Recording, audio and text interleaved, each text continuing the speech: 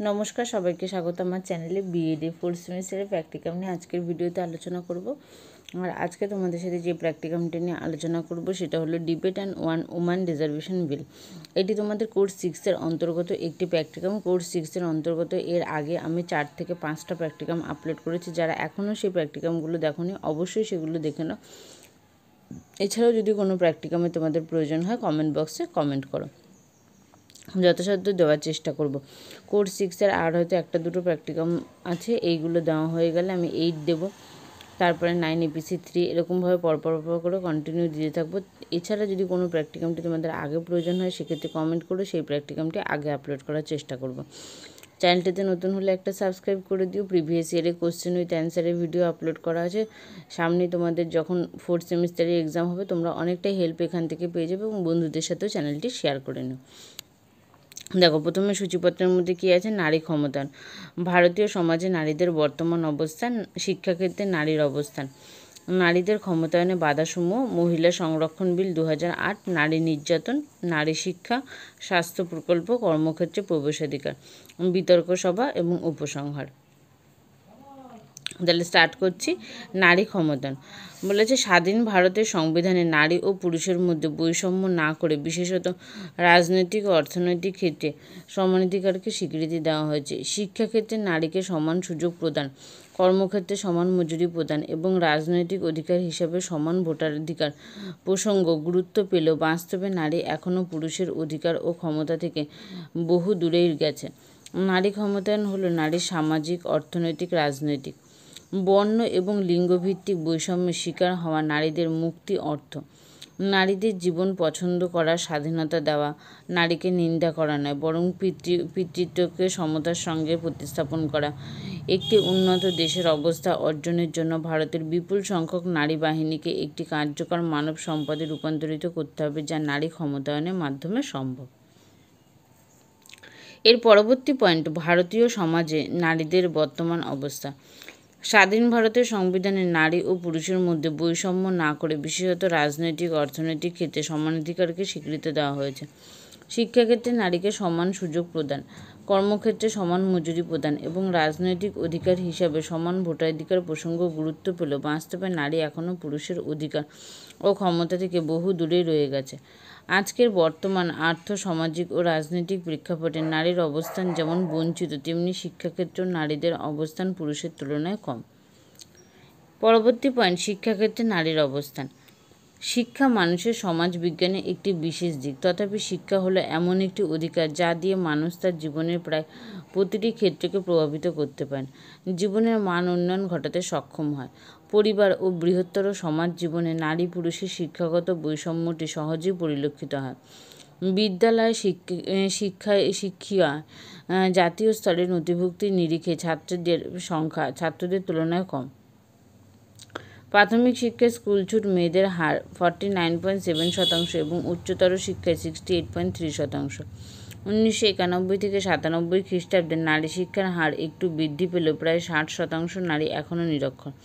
এখানে উল্লেখ করা দরকার, নারী শিক্ষার প্রসঙ্গটি একদিকে যেমন পারিবারিক সিদ্ধান্তের বিষয়, তেমনি বৃহত্তর সমাজ ও রাষ্ট্র সম্মান দেয়। স্বাধীন ভারতে সরকারিভাবে বেশ কিছু পদক্ষেপ নেওয়া সত্ত্বেও নারী শিক্ষার অগ্রগতি তেমনভাবে হয়নি। এশিয়া মহাদেশের মধ্যে নারী শিক্ষায় পিছিয়ে থাকা দেশগুলোর মধ্যে ভারত অন্যতম। এর পরবর্তী পয়েন্ট, নারীদের ক্ষমতায়নে বাধাসমূহ। কোনো রাষ্ট্রের উন্নয়নে নারীদের ক্ষমতায়ন একটি উল্লেখযোগ্য ও কার্যকরী হাতিয়ার। ভারতের মতো দেশে আজও বহু নারী শিক্ষা, স্বাস্থ্য, অর্থনৈতিক, রাজনৈতিক প্রায় প্রতিটি ক্ষেত্রে পশ্চাৎবর্তী অবস্থায় অবস্থান করছে। নারীর এই পশ্চাৎপদতার জন্য দায়ী প্রধানত পিতৃতান্ত্রিক সমাজ কাঠামো ও ধ্যান ধারণা। সমাজ কাঠামো ও ধ্যান ধারণার উপর ভিত্তি করে নারী ক্ষমতায়নের ক্ষেত্রে যে বাধাগুলো লক্ষ্য করা যায় সেগুলো নিম্নরূপ। পারিবারিক সম্পদ ও সিদ্ধান্ত গ্রহণে নারী অধিকারহীনতা, বৈষম্যমূলক পারিবারিক আইন, পুত্র সন্তানের আকাঙ্ক্ষা, কন্যা সন্তানের প্রতি বৈষম্য, নারীর গৃহকর্মে স্বীকৃতি না দেওয়া, পরিবারের অন্যান্য সদস্য, পিতা, স্বামী, পুত্রের উপর নির্ভরশীলতা ইত্যাদি বিষয়গুলো নারীর জীবনে গুরুত্বপূর্ণ পারিবারিক বাধা হিসেবে দাঁড়ায়। শিক্ষাক্ষেত্রে যে সমস্ত সমস্যা রয়েছে তা হলো নারী পুরুষ বৈষম্য, নারী শিক্ষায় কম অর্থ বরাদ্দ, নারীর বিজ্ঞান ও তার প্রযুক্তিগত অগ্রসরতা, গোষ্ঠী সংস্কৃতি, পাঠ্যসূচি ও পাঠ্যক্রমে পুরুষতান্ত্রিক প্রভাব, তথ্য ও গবেষণা কেন্দ্রের অভাব, উন্নয়নমূলক পরিকল্পনা ও সমন্বয়ের অভাব, বিদ্যালয়ের পরিকাঠামোগত সমস্যা ইত্যাদি নারী ক্ষমতায়নে বাধা সৃষ্টি করে। নারী ক্ষমতায়নের ক্ষেত্রে একটি অন্যতম গুরুত্বপূর্ণ বাধা হলো স্বাস্থ্য বিষয়ক সমস্যা। আমাদের দেশে নারীর স্বাস্থ্য ও পুষ্টি এখনও অবহেলিত। এছাড়াও স্বাস্থ্য সংক্রান্ত লিঙ্গগত বৈষম্য, সন্তান প্রসবে জটিলতা, প্রসূতি ও শিশু মৃত্যুর অধিক হার, গর্ভবতী ও স্তনদানকারী মায়েদের যত্নের অভাব, ধর্মীয় গোঁড়ামি ও কুসংস্কার ইত্যাদি সমস্যা আছে। নারী ক্ষমতায়নের ক্ষেত্রে অর্থনৈতিক দিক থেকে যে সমস্যাগুলো চিহ্নিত হয় সেগুলো হলো কম মজুরিতে কাজ করতে বাধ্য হওয়া, পুরুষকেন্দ্রিক কাজের জগতে নারীর সীমিত প্রবেশাধিকার। তারপরে বলা হচ্ছে কৃষিকাজে নারীর অবদানের স্বীকৃতি না থাকা, শ্রমজীবী নারীদের শিশু সন্তানদের রক্ষণাবেক্ষণের অভাব ইত্যাদি। পিতৃতান্ত্রিক সমাজে নারী চার দেওয়ালের মধ্যে আবদ্ধ থাকায় রাজনৈতিক কর্মকাণ্ডে নিজেকে সংযুক্ত করার অবস্থা থেকে বিরত থাকে। পারিবারিক সংস্কৃতি, গোষ্ঠী সংস্কৃতি প্রভৃতি রাজনীতিতে নারীর অংশগ্রহণকে সীমিত করে দেয়। নানা অপরাধমূলক ঘটনা যেমন অপহরণ, ধর্ষণ, ইভটিজিং, শ্লীলতাহানি, পণপ্রথা সংক্রান্ত বধূ নির্যাতন ও হত্যা ইত্যাদির জন্য পারিবারিক, সামাজিক কর্মক্ষেত্র, যাতায়াতের পথে নারী আজ নিরাপত্তাহীনতায় ভুগছে। নিরাপত্তা সংক্রান্ত বাধা নারী ক্ষমতায়নে একটি অন্যতম অন্তরায়। গোষ্ঠী ও সামাজিক সংস্কৃতিগত বাধাগুলোর মধ্যে উল্লেখযোগ্য হল বাল্যবিবাহ, পণপ্রথা, বিবাহ বিচ্ছেদ, বৈধব্য। মহিলা সংরক্ষণ বিল 2008। মহিলা সংরক্ষণ বিল 2008 ভারতীয় সংসদের নিম্নমুখী বিল, যা ভারতের সংবিধানের নিম্নকক্ষে 33% আসন সংরক্ষণের জন্য ভারতের সংবিধান সংশোধনের প্রস্তাব করে। লোকসভা এবং মহিলাদের জন্য সমস্ত রাজ্য বিধানসভার কেন্দ্রে এই আসন সংরক্ষণের প্রস্তাব করা হয়েছিল এবং এইভাবে রাজ্যসভা 9 মার্চ 2010 তারিখে বিল পাশ করে। লোকসভায় এই বিল পাশ হয়নি। 15তম লোকসভা নির্বাচনে চুক্তিভঙ্গ হওয়ার পর বিলটি বিলুপ্ত হয়। 1993 খ্রিস্টাব্দে ভারতে একটি সাংবিধানিক সংশোধনী গৃহীত হয়, যেখানে গ্রাম পঞ্চায়েত নেতৃত্বের 1/3 আসন সংরক্ষিত রাখার জন্য বলা হয়েছে। যদিও বর্তমান সমাজে বিধানসভা ও লোকসভায় 22.8% মহিলাদের জন্য আসন রয়েছে। নারী নির্যাতন সর্বজনীন এবং আন্তর্জাতিক ঘটনা।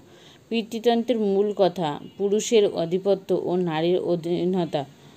নির্যাতন চালিয়ে এবং নির্যাতনের ভয় দেখিয়ে নারীকে পুরুষের আধিপত্য মেনে নিতে এবং পুরুষের বশ্যতা স্বীকার করতে বাধ্য করে। পিতৃতন্ত্র এবং নারী নির্যাতন অঙ্গাঙ্গিভাবে জড়িত।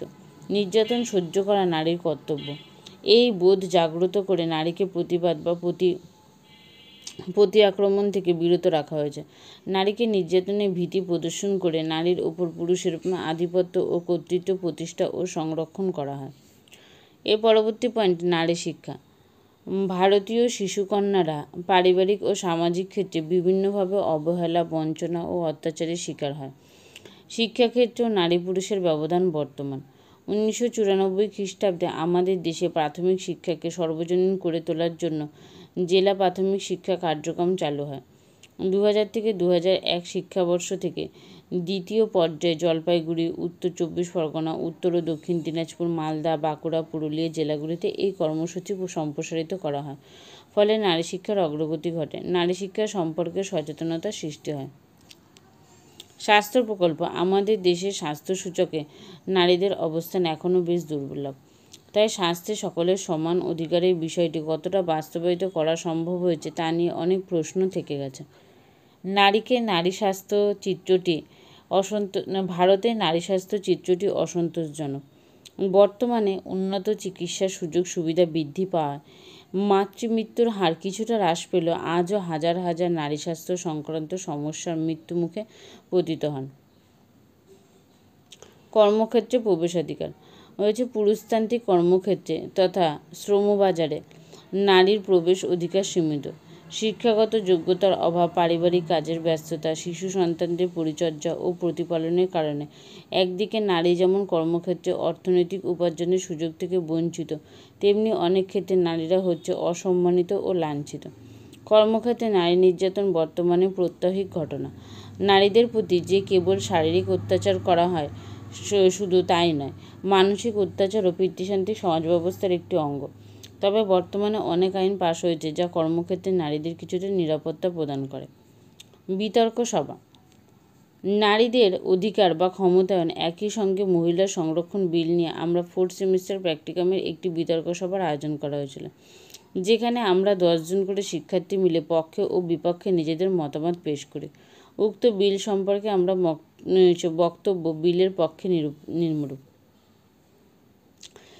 বিলের প্রতিবেদনে উল্লেখিত এই মহান দেশে স্বাধীনতার এতগুলো বছর পরেও নারী সম্মানের কিছু তথ্যের দিকে তাকালে গা শিউরে ওঠে, লজ্জা অপমানে মাথা নিচু হয়ে যায়। 2010 খ্রিস্টাব্দের প্রতিবেদন অনুসারে সমাজে নারী পুরুষের ব্যবধানের বিচারে ভারতের থেকে নিকৃষ্ট দেশের সংখ্যা 22টি।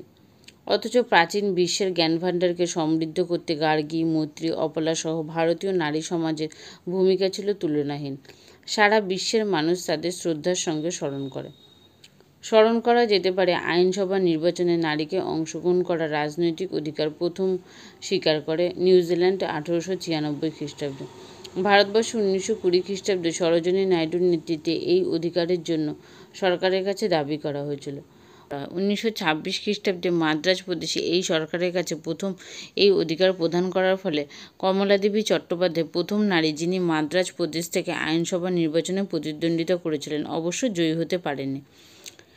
একটি প্রতিবেদন থেকে জানা যায় মাত্র 4% নারীর ভূমিকার উপর মালিকানা আছে।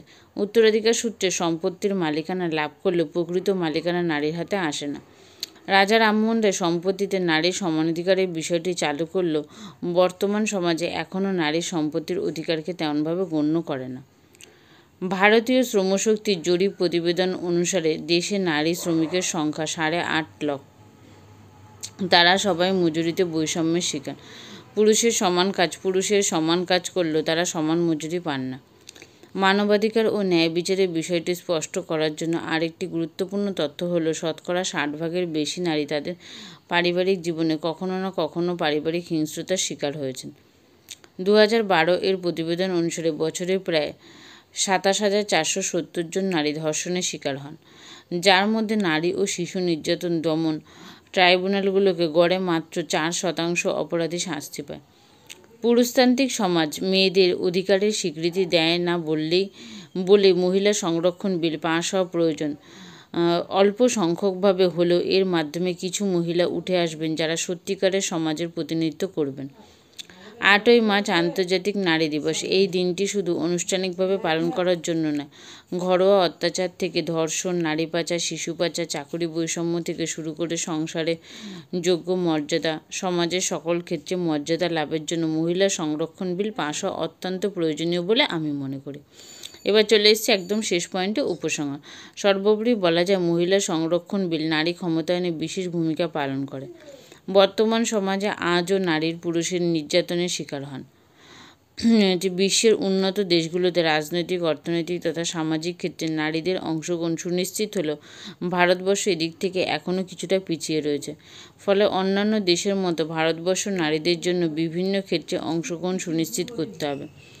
নারী শিক্ষার অগ্রগতি হলে নারীরা যেমন রাজনীতিতে বা অর্থনীতিতে অংশগ্রহণ করবে, তেমনি দেশের উন্নয়নের ক্ষেত্রেও পুরুষদের পাশাপাশি সমানভাবে কাজে লাগবে। এই পর্যন্তই ছিল সম্পূর্ণ প্র্যাকটিকামটি। এখানে ভিডিওটি শেষ করছি। নেক্সট ভিডিওতে অন্য আরেকটি প্র্যাকটিকাম নিয়ে তোমাদের সাথে আলোচনা করব।